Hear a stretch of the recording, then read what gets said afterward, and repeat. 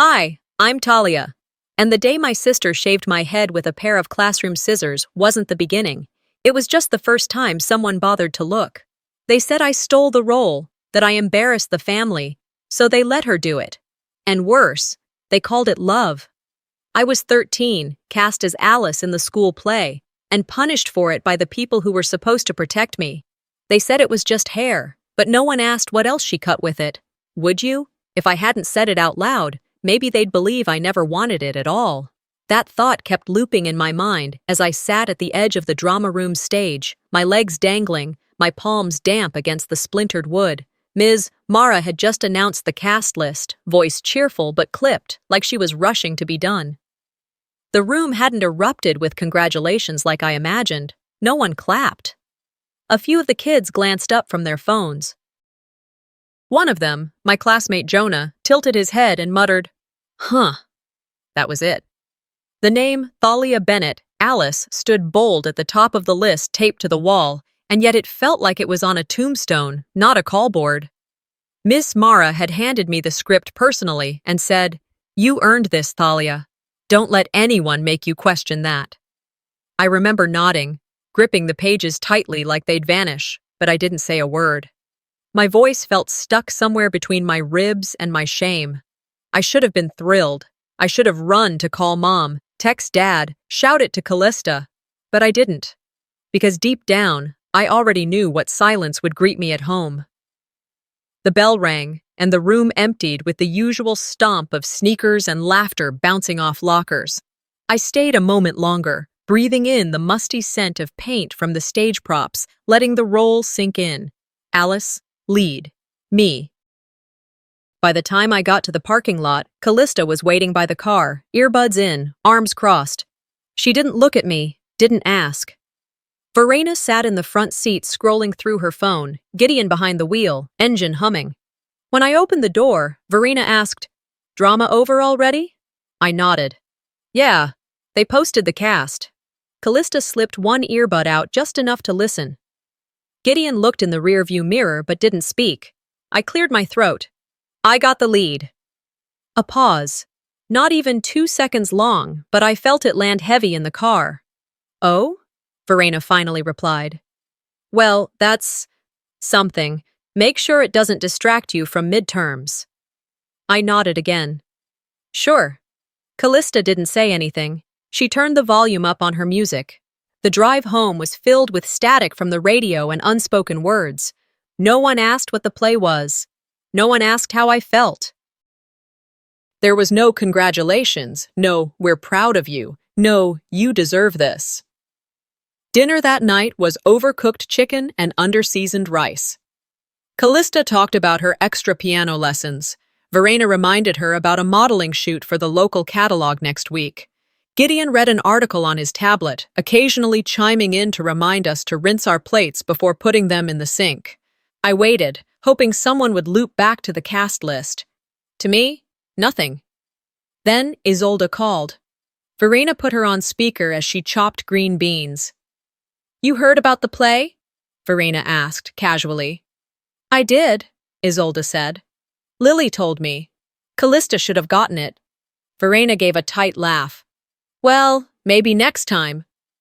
There was a pause on the line, then Isolde added, "Tell Talia not to make this a thing. She has a tendency to overdo." That was all she said, and all I needed to hear.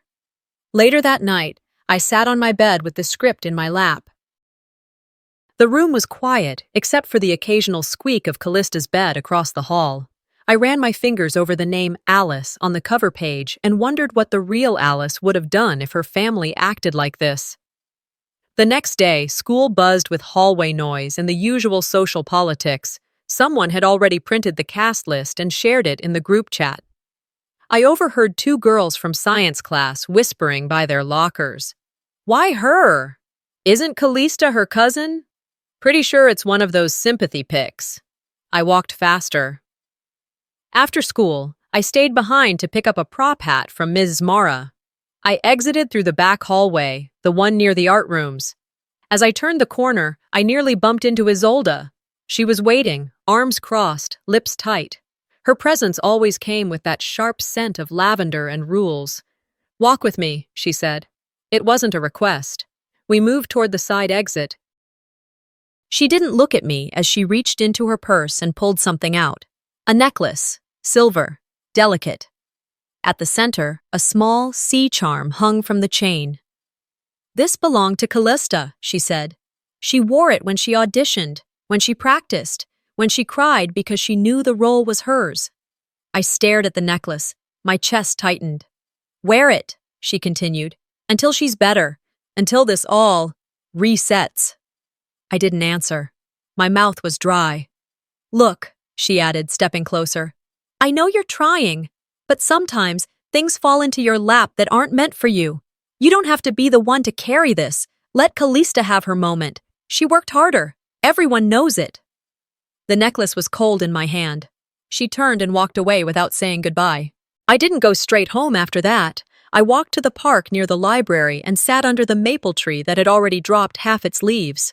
I stared at that necklace, wondering if taking it made me guilty of something. That night, I wore it. I told myself I was keeping the peace, that it didn't mean anything. But as I stood in front of the mirror in my room, script in hand, the necklace felt heavier than anything I'd ever worn. I tried to rehearse my lines. I couldn't get through the second paragraph without my voice cracking. "If they wanted me to succeed," I whispered, "why do I feel like a thief? If I hadn't said it out loud, maybe they'd believe I never wanted it at all. If I couldn't trust them to be angry for me, how could I trust them to love me at all?" That night, I slept with the covers pulled over my head, as if hiding from the world could shield me from the weight of their silence. My scalp tingled, not from what was coming, but from what I didn't know yet would be taken. The next morning passed like most others. I brushed my teeth, tied my hair up in a loose braid, and walked downstairs to the sound of Verena reminding Callista about her Pilates class. No one looked in my direction. No one asked if I was nervous about rehearsal. When I reached for the last pancake, Gideon cleared his throat and gestured toward Callista's plate. I slid it over without a word. 2 days had passed since the cast list went up, and still, not one member of my family had said the word congratulations. By midday, I was in math class, struggling to concentrate on a word problem about ratios when the intercom crackled to life. "Thalia Bennett, please report to the nurse's office." Thalia Bennett. Mrs. Jarvis raised her eyebrows but didn't ask questions. I gathered my books, shoved them into my bag, and made my way through the halls with a strange twist in my stomach. When I pushed open the door to the nurse's office, I expected Nurse Dana and maybe some paperwork about my vaccination records. Instead, I found Isolde. Alone. She was leaning against the counter, arms folded, eyes sharp. A half-smile tugged at her lips like she was pretending to be patient. There was no sign of Nurse Dana. "Sit," she said, gesturing to the padded bench near the exam table. I didn't move. I said sit. Reluctantly, I obeyed, perching on the edge like the seat might burn me. She reached into her oversized handbag and pulled out a pair of scissors. Not the plastic ones students used. These were long, heavy, silver, the kind used to cut fabric or thick cardstock. They glinted under the fluorescent lights. "You're not Alice," she said, her voice low and steady. "Not yet." "What are you doing?" My voice barely came out. "Fixing something that should have been handled by people who know better," she replied. "Callista deserves this. You took it. You didn't even fight for it. You just stood there while they handed it to you like a pity trophy." I stood up. "I didn't take anything. I auditioned." She stepped closer, pushing me gently but firmly back down.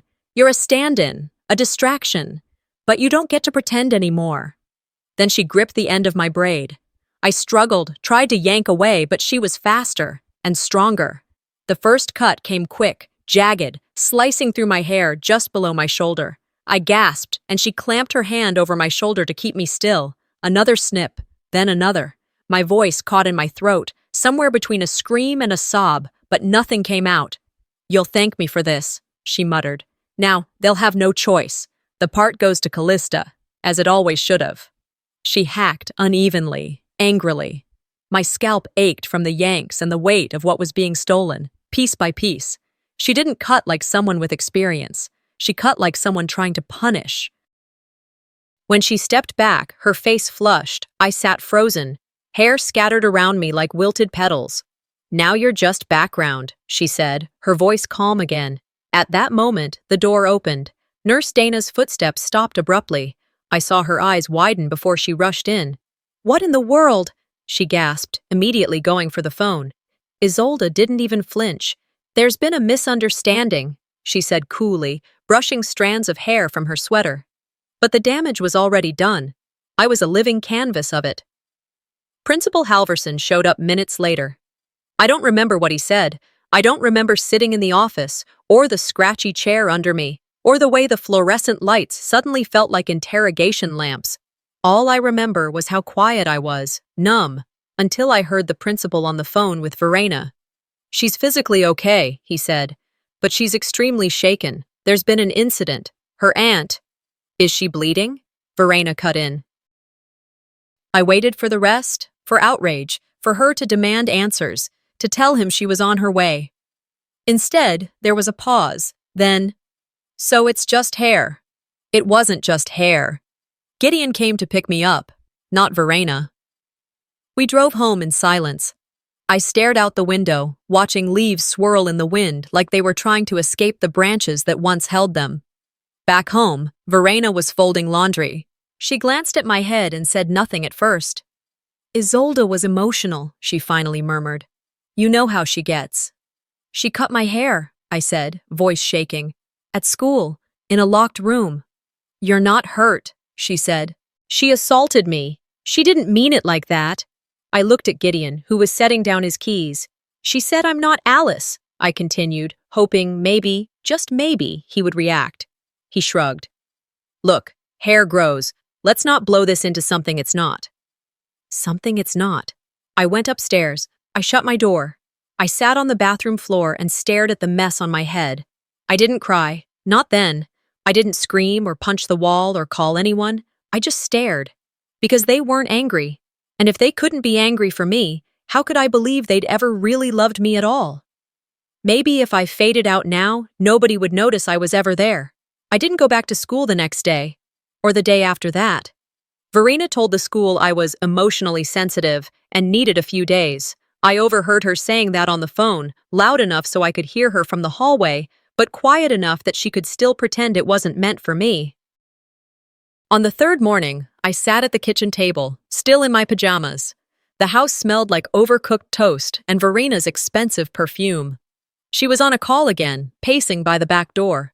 I sipped lukewarm tea and stared out the window at our dying garden. "I just think," Verena was saying, "that the school overreacted. Isolde shouldn't be punished for being protective. It's not like Talia was hurt." She paused. I heard her sigh. Then she added, "Honestly, Isolde deserved more support. Everyone knows she's the one who keeps that family in order." There was a short silence, then a chuckle. "No, she hasn't changed. She still steps in when things get chaotic. If anything, she tried to prevent more drama. That spotlight's been choking Thalia. Some kids just don't do well under pressure." She ended the call soon after and turned around to find me staring. "Don't give me that look," she said, not unkindly. "This isn't personal." It wasn't personal. Being erased from your own life wasn't personal. Later that afternoon, I returned to school. Callista walked 10 steps ahead of me, just like always. She didn't say anything in the car. Neither did I. By the time we pulled into the school lot, she was already halfway to the side entrance before I had my backpack slung over my shoulder. Inside, the hallway buzzed with its usual lunch hour noise. I kept my head down and moved fast. A few kids glanced up, but no one said anything. That was the thing about middle school. You could have your hair butchered by your aunt, vanish for 2 days, and still be ignored like you never left. I was halfway to the drama room when I saw it. The poster. It was taped to the bulletin board outside the auditorium, freshly printed, glossy. Whidbey Grove Middle School presents Alice in Wonderland. The design was vibrant, teacups, clocks, red roses, and in the center, a group photo of the cast. Callista stood right in front. And me. I was there. Sort of. My face was blurred, like someone had stretched the contrast too far, or like the image had been corrupted in print. My features melted into the background while Callista's smile beamed front and center. Behind me, a student muttered, "Guess she got demoted." Laughter followed. I didn't stop walking. I passed the drama room without going in, walked straight to the girls' bathroom on the second floor, and locked myself in the last stall. I sat on the closed toilet lid, breathing slowly, trying to keep my hands from shaking. It wasn't just a printing error. It wasn't a mistake. This was the plan. They were rewriting the story, again. After a few minutes, I pulled myself together enough to head back to class. I walked past the poster again on my way out, this time not even looking at it. Miss Mara caught me before I reached the science wing. "Thalia," she said softly, pulling me aside. "Hey, I'm sorry. I didn't know about the poster until it was already up. I've spoken to Principal Halverson. It's being reprinted." I nodded. She looked tired, older than I remembered her looking last week. "I'm proud of you, you know," she added, "for coming back." "Thanks," I said, and walked away before she could say anything else. That evening, I sat on the floor of my bedroom. My costume hung in the closet, untouched. The lace was still crisp, the fabric still smelled like the plastic wrap it had come in.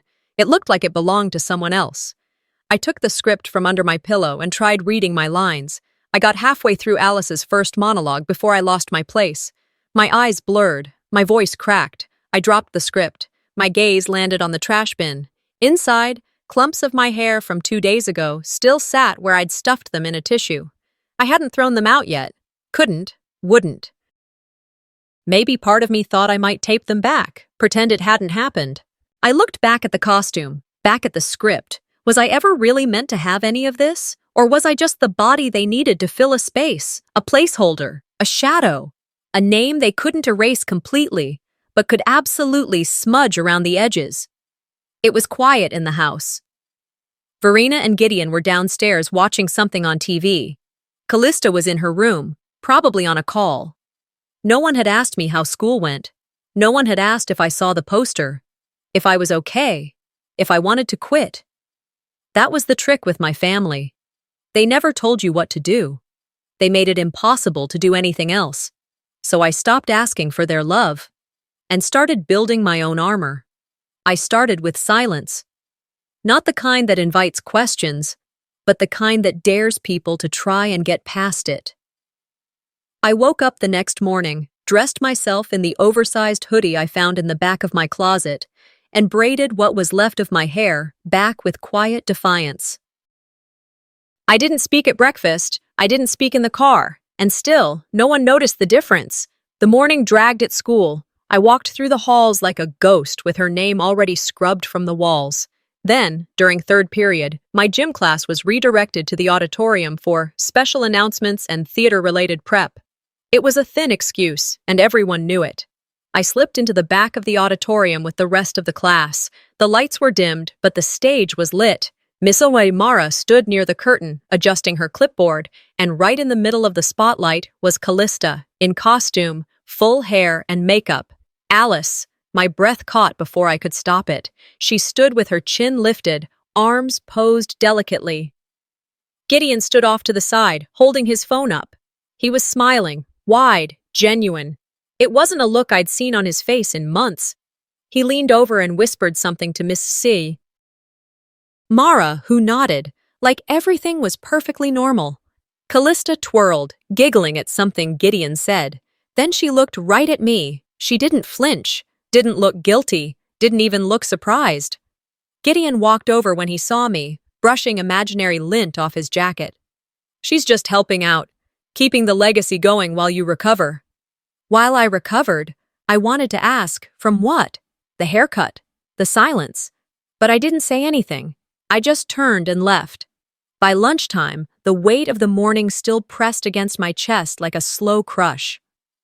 I moved through the cafeteria line in a daze, picked at a piece of overcooked pizza, and finally settled at an empty table near the window. That's when I saw him. Lior. He sat 3 tables down, by himself, slowly tearing napkins into tiny squares. He looked up and met my eyes. He didn't smile, he didn't wave. But he got up, tray in hand, and walked over to my table like it wasn't weird at all. Can I sit here? He asked, already pulling out the chair. I nodded. He sat, quietly unwrapping a sandwich. After a moment, he said, I saw it happen. With your aunt. I froze. He didn't look at me when he said it, just kept picking at his food like it was the most normal sentence in the world. I was in the hallway. I heard the scissors before I saw them. My throat tightened. I waited, unsure what to say, unsure what he wanted. I didn't tell anyone, he continued, because I thought no one would believe me. But I believe you. I looked at him then. Really looked. His face was calm, not pitying, not trying to play hero, just honest. And in that moment, it didn't matter that I wasn't sure what I believed about myself. Someone had seen me. Someone had chosen not to look away. When the final bell rang that afternoon, I walked home. Verena wasn't around. Gideon had a work call. Callista was upstairs in her room with the door closed and the volume up. I stood in the kitchen for a while, watching the microwave clock blink. Then I opened the fridge, closed it again, walked to the hallway, and stopped at the foot of the stairs. I was tired of whispering my existence. I climbed the stairs, walked past Callista's door, and turned left, into the living room. They were both there, Verena on the couch, flipping through her emails, Gideon at the table, finishing dinner. I stepped into the middle of the room and didn't wait. I don't want the role. Verena looked up, brows raised. Excuse me? I said I don't want the role, I repeated, louder. I never asked for it. I never begged for it. And I sure as hell didn't steal it from Callista. Language, Verena snapped. But I wasn't done.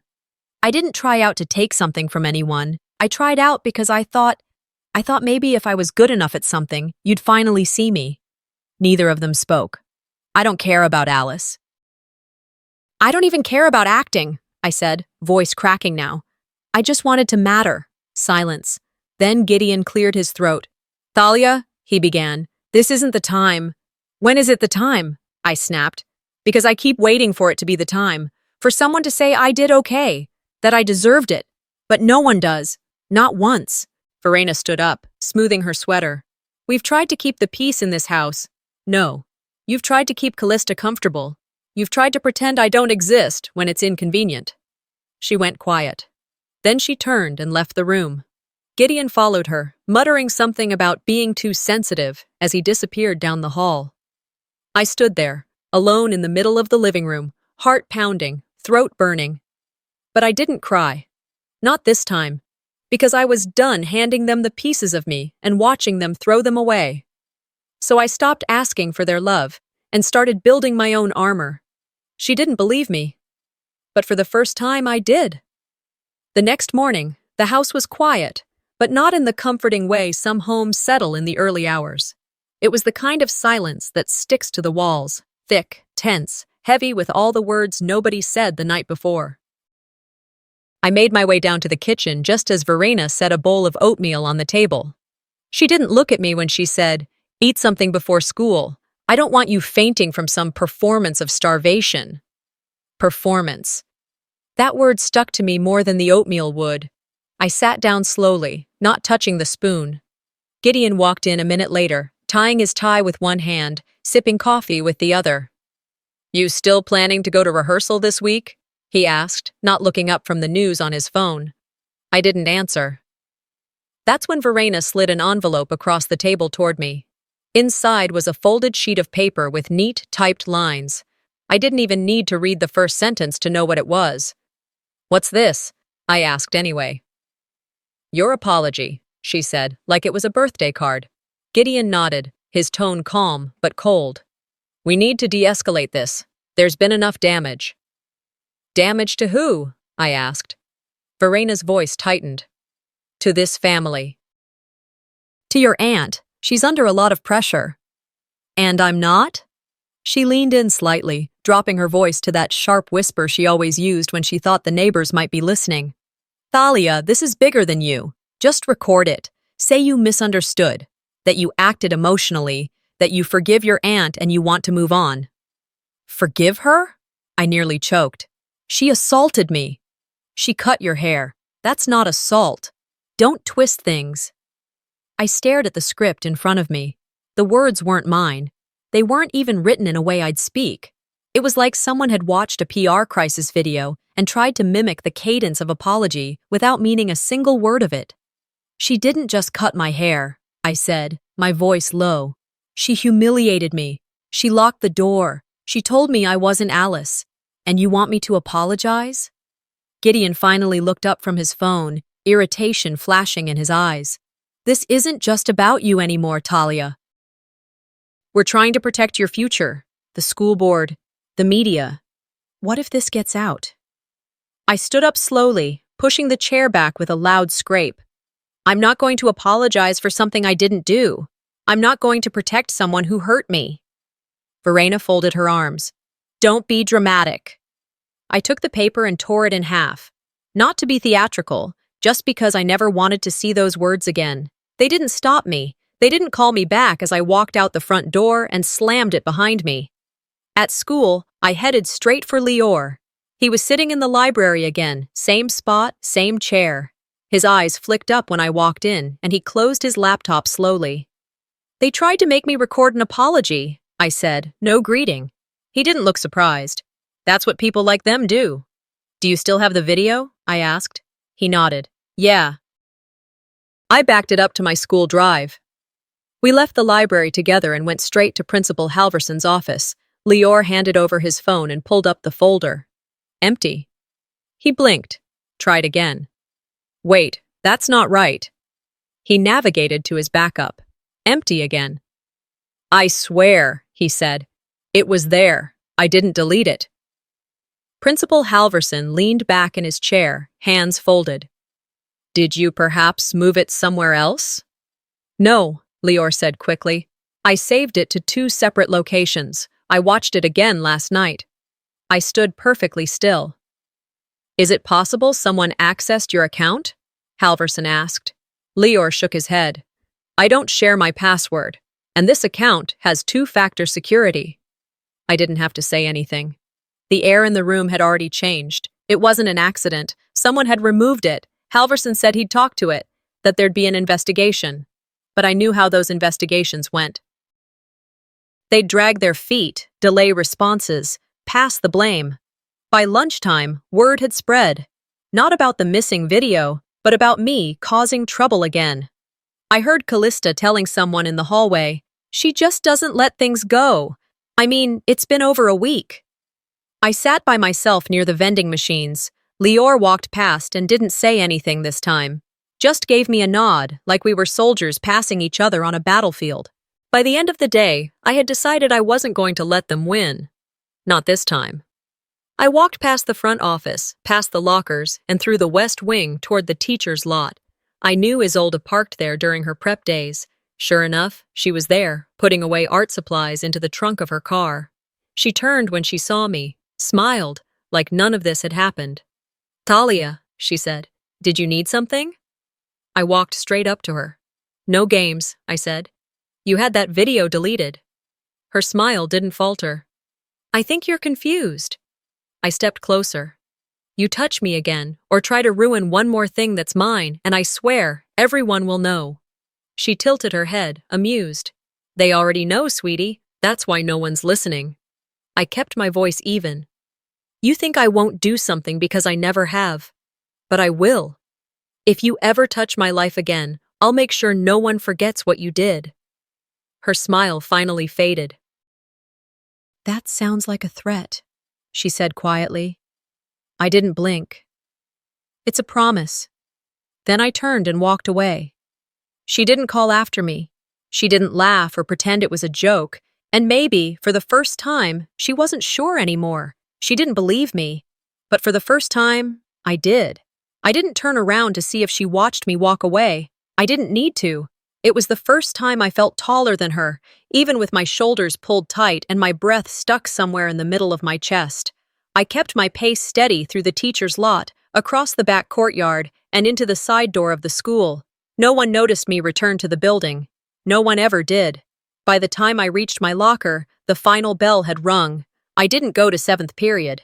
Instead, I made my way to the back stairwell, where the janitors kept their mop buckets and cleaning supplies stacked in one corner. That's where Lior usually went when he didn't feel like pretending he belonged anywhere else. Sure enough, he was there, earbuds in, sketching something in the margins of his history book. He didn't flinch when I opened the door, just looked up and nodded once. "Got a second?" I asked. He pulled one earbud out and sat straighter. "Yeah." I stepped in and shut the door behind me. The stairwell light flickered faintly, casting half-shadowed streaks on the walls. I leaned against the railing. "I want to do something," I said. "But not alone." He closed his book and gave me that look again, the one that said he was already ahead of me. "I recorded something," he said. I blinked. "What do you mean?" He pulled out his phone and tapped the screen a few times. Then he turned the volume up just enough for me to hear. Isolde's voice came through, slightly muffled but unmistakable. "I took care of it. Callista was born for that part. Thalia's just temporary." My heart hammered against my ribs. He paused the playback. "It was after rehearsal yesterday. Ms. Mara didn't know I was there. I caught them right outside the supply closet. You got that all on record?" He nodded. "And backed it up this time. 2 places, 1 encrypted. I'm not getting caught slipping again." There was a long silence between us. Then I said, "Let's do something with it." That night, I didn't eat dinner. I told Verena I had a headache, and Gideon didn't argue. Callista was on the phone when I passed her room. She didn't even glance up. I sat in my own room with the door locked and stared at my laptop screen, the cursor blinking on a blank email draft. Subject line, "You should see this." Body, just the audio file, attached with a short sentence. "This was recorded after rehearsal. Thought you'd want to know." I sent it to the PTA chair. Then I sent it to the head of the parent association, 2 moms I knew had opinions about everything, and 1 dad who ran the school's Facebook page. I didn't sign it. The next morning, everything changed. It started as a whisper.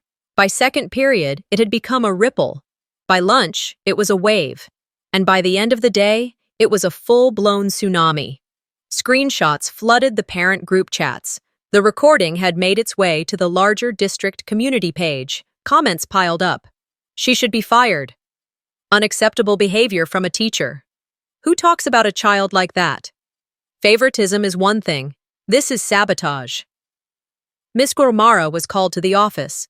Isolde's name was scrubbed from the faculty roster on the school website by the end of the school day. I checked twice to be sure. During 7th period, Verena texted me, "What have you done?" I ignored it. 2 minutes later, "You're tearing this family apart." I stared at the screen, then turned it face down on my desk. That afternoon, the halls buzzed with the kind of noise that only happens when people think they know everything and nothing at the same time. I walked past a group of girls whispering, one of them saying, "I always thought something was off." Boys laughed too loudly near the water fountain. Teachers kept their heads down, pretending it wasn't happening. But it was happening, all of it. At home, Verena didn't wait for me to speak. As soon as I stepped through the door, she rounded the kitchen island like a politician in a debate. "You sent that recording, didn't you?" I dropped my backpack to the floor. "You are playing a very dangerous game," she said. "Do you think people forget this stuff? Do you think it doesn't follow you?" "I didn't say anything untrue," I replied. "You exposed your aunt. She exposed herself." Her voice shook. "You're just a kid. You don't understand how this affects people." "You're right," I said. "I don't understand how it's okay for people to hurt me and then expect me to stay quiet." She stood still for a moment, as if shocked that I spoke to her that way. Then she reached for the counter, picked up the mail, and walked out of the room like nothing happened. Gideon didn't say a word. I went upstairs, locked my door, and sat on the edge of my bed. I didn't feel victorious, not yet. I didn't feel safe either. But for the first time in weeks, I felt something else. I felt seen. The next day, I overheard 2 moms talking outside the school while waiting for pickup. "Makes you wonder what else she's gotten away with. I always thought she seemed too perfect." They weren't talking about me. They were talking about Isolde, and it felt like breathing after being underwater. By the end of the week, more stories came out. Little ones. Nothing as sharp or cruel as what she did to me, but enough to paint a pattern, enough to show this wasn't her first time. A fifth-grade parent said Isolde told her daughter she wasn't poised enough to be a lead in the holiday concert. A boy in Callista's grade said he was kicked out of art club for lack of talent, something that had never happened before Isolde joined the committee. One by one, the dots connected. And still, I didn't say anything. I didn't have to. For the first time, the truth didn't need my voice to scream for it. It was no longer my word against hers. It was all of us against the lie. I didn't go to sleep that night. Not really. I lay there in bed, staring at the ceiling, while the light from the street lamps crawled in slanted lines across my wall. Every breath felt like it had weight to it, like my chest wasn't built to carry both the fear and the fury that had settled deep inside me. I knew the school board meeting was the next day. I knew I had to speak. But knowing something and doing it were miles apart. I didn't eat breakfast. Verena didn't mention the meeting. Gideon left early for work with barely a grunt in my direction. Callista walked past me like I was furniture, and that was fine. I'd stopped hoping they'd change. Now I just wanted the truth out, no matter who it scorched. At school, Lior handed me a folder. It wasn't thick, but it felt heavy in my hands. "Your speech," he said simply. "It's all typed out. The bullet points, everything we talked about." "You didn't have to do this," I told him. He shrugged. "You were going to forget to breathe halfway through." "I figured this buys you time to remember how." That made me smile. A real one.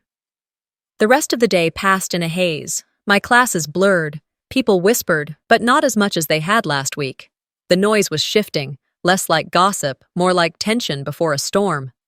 The school board meeting was set for 6 p.m. in the auditorium. By the time I arrived, the room was already half full. Parents in stiff blazers, teachers with forced smiles, students slumped in their chairs pretending they didn't care. Mrs. Mara stood at the back near the curtains, her lips pressed tight together. Lior sat beside me. Callista was there too, sitting next to Isolde. She kept her hands folded in her lap, eyes down. She didn't look at me once. The board chair called the meeting to order, and everything after that moved too fast and not fast enough. They addressed the issue in vague terms at first. An incident involving professional conduct, concerns raised by students and families, and then they opened the floor. Lior nudged me. It was time. I walked up to the microphone, holding the folder like it was a shield. My hands didn't shake. I thought they might, but they didn't. I looked out into the crowd and saw blank faces, curious ones, and a few angry ones. I found Verena in the back row. Her arms were crossed. Gideon sat beside her, expression unreadable. I took a breath, opened the folder, and read, "My name is Thalia Bennett. I'm 13 years old, and I didn't come here to embarrass my family or cause trouble. I came here because I was hurt by someone who was supposed to protect me, and then I was told to pretend it didn't happen." I paused. She didn't just cut my hair. She tried to cut my identity. She wanted to strip me of something I had earned, something I loved. Not because I did anything wrong, but because I didn't fall in line. I looked at Isolde.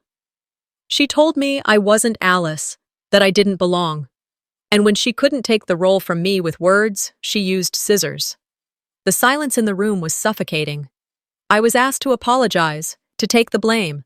I was told I was making a big deal out of nothing, that this would blow over. But it didn't feel small when I had to avoid mirrors for a week.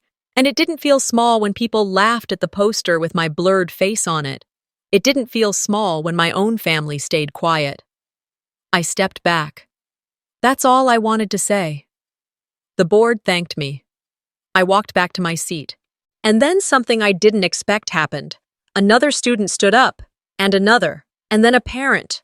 One girl, Emma, shared how she was removed from the holiday solo because Isolde said she wasn't warm enough.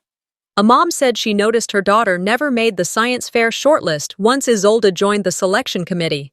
It wasn't dramatic, it was steady, a drip becoming a downpour. And then Lior stood. He didn't read from a folder. He didn't have a speech. I didn't say anything when I saw it happen, he said. I thought if I spoke up, no one would believe me. But I watched her grab Talia. I saw the scissors, and I didn't do anything. That's on me. But I'm speaking now. His voice cracked on the last word. No one clapped. Not yet. But the air felt different, like the room had collectively decided that maybe, just maybe, it was time for someone else to carry the guilt. Callista didn't speak. She sat beside Isolde like a statue carved from obligation. When the board called for a short recess, people began to murmur again. Verena stood up and left, didn't say a word, didn't wait for Gideon, just walked out, like the room offended her. That night, after the hearing, I sat in my room, too wired to sleep, too empty to cry. My phone buzzed. A voicemail. From a number I didn't recognize. I hit play. A voice I hadn't heard in years crackled through the speaker. Thalia, it's Mary. I used to clean your house years ago. Your grandmother hired me. I sat up straighter. I saw the news about the hearing. I wasn't going to say anything, but I remember something. There was a pause. Your mom once slapped you across the face because you sang louder than Callista during dinner. You were 7. I'll never forget that, because I dropped a glass when it happened. Another pause. I just wanted you to know it wasn't your imagination. You've been silenced for a long time. Maybe now, it's time you stay loud. I ended the message and stared at the ceiling. This wasn't just about a role. This was about being allowed to exist. She carved my head, thinking she was taking something away. But what she cut was the last thread holding me back. I woke up on opening night with a strange calm in my chest. It wasn't peace. It was something sharper. A cold certainty that whatever happened on that stage, I wouldn't walk away as the same girl who'd been told to shrink, who'd been molded into background noise. In the green room behind the auditorium, the cast buzzed with energy. Some kids stretching, others adjusting makeup in cracked mirrors, everyone pretending this night wasn't the climax of every unspoken grudge and hidden truth that had festered all semester. I sat by myself, dressed in Alice's costume. No wig, no extensions, just the cropped, uneven hair I'd chosen not to fix. I wanted them to see what she did. I wanted them to understand I was still standing. Leor came in with 2 waters and dropped one beside me. You ready? He asked. I met his eyes. They can't undo what you've built, he added. I didn't smile, not because I didn't appreciate the sentiment, but because I couldn't afford to soften before I stepped out there. Ms. Mara clapped for attention and gave a final pep talk. I heard none of it. My ears were filled with my own heartbeat. The lights dimmed. The curtain rose. And I stepped into the spotlight. It was quiet in the auditorium, that kind of hush that holds breath hostage. I felt the heat of the stage lights on my face and the polished wood beneath my shoes. My first monologue came not even 2 minutes in. I stepped forward as rehearsed, hands clasped at my waist, and delivered the first line with a voice steadier than I expected. I'm not sure how I got here, but I think I was meant to fall. It wasn't in the original script, but it stayed. I moved into the rest of the monologue, line by line, and when I reached the moment I had decided would change everything, I reached into the pocket of my apron and pulled out the pair of scissors. Gasps fluttered through the crowd like wind through leaves. In one swift motion, I grabbed the last long lock of hair left at the nape of my neck, the one piece she had missed. I cut it. The sound of the blades was louder than anything I had said so far. And I let it fall. The audience didn't move. Not a single cough, not a shuffle. I kept going, didn't miss a line, didn't tremble. I finished the monologue with the same breath that had started it. Silence held for 2 seconds, maybe 3, before the scene shifted. When the play ended an hour later, the applause wasn't polite.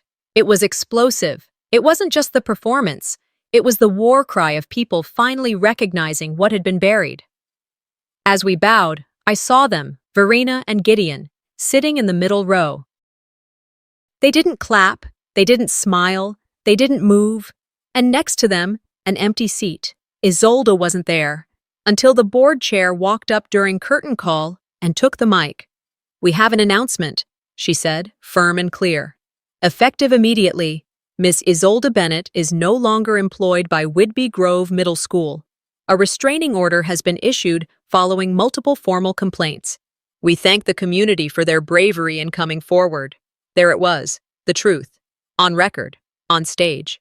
Callista stood frozen off to the side, in costume, her eyes wide. Then she turned and ran, right off the platform, down the hallway, past the parents, away from her mother. Isolde was waiting outside. Word had gotten around that she'd tried to come in despite the restrictions. I didn't see her taken away, but the buzz afterward made it clear. Someone had called security. She was escorted out before the second round of applause. Verena didn't follow her. Gideon didn't ask where she went. They just sat there like statues in a museum nobody visited anymore. After the show, I changed slowly, folding my costume neatly, tucking it into a plastic garment bag. My fingers lingered on the lace at the collar, the threadbare seams. It had survived more than it should have, so had I. Outside the auditorium, the crowd mingled and gushed and handed flowers to kids who weren't even in the lead. I stepped into the hallway. Lior was waiting. "You burned it down," he said. I nodded. It needed to burn. Verena approached a few minutes later. She didn't look angry. She looked tired, older than I'd ever seen her. "I suppose you're satisfied," she said. I stared at her. "I'm free." She swallowed hard, as if the words left a bitter taste in her mouth. She glanced around. "You made quite the scene." "No," I said. "She did. I just refused to cover it up." We stood there for a moment, the air thick with all the things we would never say to each other. Then she turned and walked away, and I let her. She carved my head thinking she was taking something away. But what she cut was the last thread holding me back. 6 months passed, but some memories never faded, only settled. Like dust on furniture no one's dared to move. The world didn't stop after that night. Teachers taught, students gossiped, seasons changed. But I wasn't the same. I couldn't be. The school play had come and gone. So had Isolde. Whidbey Grove moved on quickly once the scandal lost its flavor, but in our house, the silence stayed. Not the kind you learn to love, but the kind you endure, the kind that wraps around your ribs and makes everything you breathe in feel too shallow. Graduation was coming, middle school was ending, and I had stopped trying to guess how Verena or Gideon felt about it. They were still my parents in name, but whatever tether had once tied me to their version of love, I'd burned through it, quietly, thoroughly. The week before graduation, I started cleaning my closet, not because I needed to, but because it felt symbolic. I wanted to see what I'd been holding on to that no longer fit, physically and emotionally. I sifted through costumes from dance recitals, an old box of letters, a shoebox of photos no one had cared enough to label. That's when I found the envelope. It was yellowed with age, hidden beneath a stack of sweaters I hadn't worn in years. My name was written across it in my grandmother's handwriting. Neat, elegant, certain. I sat on the floor and opened it slowly, afraid the paper might disintegrate from the weight of what it had held in silence for so long. Inside was a folded letter. No date, no greeting, just words that felt like hands, finally reaching out. You were born to shine in rooms that try to dim you. You don't need permission to take up space. You don't have to shrink just because others feel small beside you. Your light is not their shadow. And no one, not even blood, gets to steal your story. I didn't cry, but I closed my eyes and let the warmth of those sentences anchor me. She had seen me, even then, before I could speak for myself, before I understood what it meant to be constantly asked to dim. I folded the letter and tucked it into my journal. I read it again the morning of graduation.